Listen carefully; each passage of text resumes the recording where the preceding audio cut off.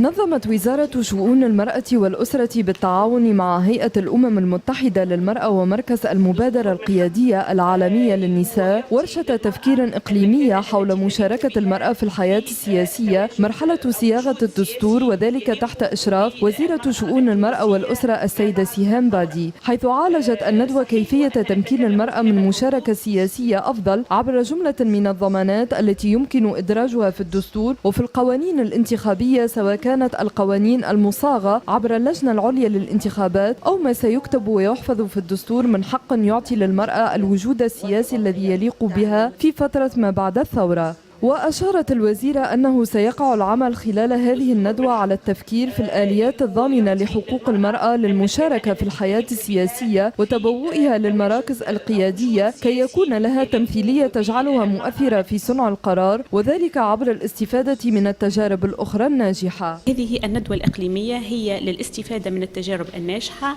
هي لتضمين حق المرأة في المشاركة السياسية في الدستور، هي لأن تكون لنا قوانين في الهيئة العليا للانتخابات مستقبلا أيضا تضمن مشاركة المرأة بما يجعلها ممثلة تمثيلية فاعلة في مراكز القرار والنفوذ والحكومة، ولما لا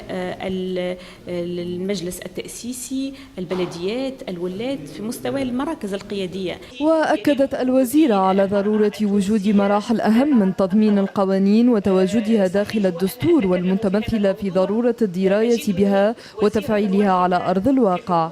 العلم بالقانون هو أمر هام جدا، وثانيا أيضا تنزيل القوانين إلى أرض الواقع هو هام جدا. يعني يمكن أن يكون لنا في الدستور من أفضل القوانين، ولكن عدم العلم بها وعدم العمل بها لا يجعلها ترتقي إلى مستوى الممارسة. فالحق يكتب ويحفظ في الدستور نعم، والحق يمارس أيضا في أرض الواقع، وهذا هو الأهم. وفي ختام الندوة وقع طرح خارطة العمل على مرحلة ما بعد الدستور بالنسبة لتونس والمنطقة ككل.